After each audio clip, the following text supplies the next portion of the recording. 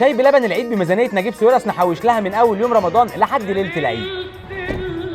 تروح السوبر ماركت بتاع ايجيبت الكبير وعلى رف الشاي هتلاقي الخرز منه وخليك مكمل مقاطعه ومش محتاج افكرك وهات البديل عنه. واسال عن الحليب المبخر هتلاقي اللي يكفي كوبايه واللي يكفي 2 هاته واديله سره من الدنانير وبعزق ما يهمكش. ومش هجيب لك سيره الزعفران عشان ما تقلبهاش قطران بس ادفع حساب تاخد ثواب. تروح تحضرهم مع عود قرفه وفصين حبهان وطاسه صغيره ومن غير ولا نقطه زيت تاخد العود ورا العمود مع الفصين تشويح لحد اما تشم الريحه ما تكترش عن دقيقتين 3 بالكتير عشان بعدها تنزل بالغلايه وعليهم مقدار السكر بالكتير معلقه الا كوبايه مع التقليب لحد اما تكرمل معانا والاهم على نار هاديه عشان ما تلسعش الدنيا. ولو بصيت هتلاقيك لسه ما عملتش اللايك بايديك ولا على النبي صليت ولا لامي والامواتنا بالرحمه دعيت. اعمل اللي عليك عشان اكمل اللي عليا. تنزل عليها بميه معدنيه من حنفيه مقدار كوبايتين مع التقليب لحد اما يدوب يدخل في الوحوحه. الخرز انزل بيه ما ترحموش لكل كوبايه ميه معلقه من الشاي مع التقليب لحد اول غلوه وبعدها ننزل عليهم بالحليب المبخر كله دفعه واحده وتقليب يواش يواش لحد اما ياخد الغلوه ونهدي النار عشان ننزل عليه بالهيل والقرفه. طالما هي بميزانيه ساويرس يبقى نقول عليها هيل مش حبهان ونخليهم من 5 ل 8 دقايق تاخد وتدي مع نفسها. وبفكر نفسي وافكرك مره تانية ما زلنا مستمرين بالمقاطعه واللي مش قادر غصب عنه يقاطع يا ريت يداري اتباعا لمقوله اذا بليتم فاستتروا. انا مش بقول كده عشان اقول لك اني ملاك لكن بقول لك عشان افكر نفسي وتفكرني لو نسيت في يوم من الايام لان الصح في الزمن ده صعب الواحد يتمسك بيه للنهايه وهي دي مهمتنا في حياه بعض اننا نشجع بعض على الصبر. اما عن المشروب فهيكون فات معانا 6 دقايق مع الغليان نطفي النار ونسيبه يهدى على ما نحضر الحلو اللي عليه هنحله وهنفطر. وبالتاكيد بما اني لسه عندي حلويات ابو عادل اللي اساسه من الدقهليه واللي بعت لي اجرب واكسر الاكل بالحلو شويه لكن بعد التجربه والتست السريع حسيت ان الموضوع عايز شويه لغوصه في التفاصيل وزي ما قلت له في التعليقات جرب وهتنبسط. وبغض النظر عن جمال الكحك الساده والملبن والبسكوت وحاجه العيد المعتاده الا ان السابليه فعلا عنده حته لوحدها تعدل مزاجك. ولما جربت ونزلت فيديو عن رايي اتضح انه مش رايي لوحدي والحمد لله طلعت سيرته طيبه عند الجميع. دلوقتي عنده منافذ في كل المحافظات تقدر تتصل ب 15 992 وتسال عن الاسعار واقرب منفذ ليك. واتمنى لو جربتها تجربها مع الشاي الكرك الا هتحس بفرق كبير. وعارف ان التكلفه الاجمالي كبيره في وقتنا الحالي على ناس كتير لكن عارف برضو ان ربنا كبير وهندعي له يوسع رزق الجميع اللهم. كل سنه وانتم بالف خير وعارف ان رمضان ايامه جريت بسرعه وعارف ان في ناس داخله العيد وهم مصدومين في ناس وفي ناس داخله العيد وهم فاقدين ناس لكن برضو في ناس داخله العيد وهي محتسبه بالصبر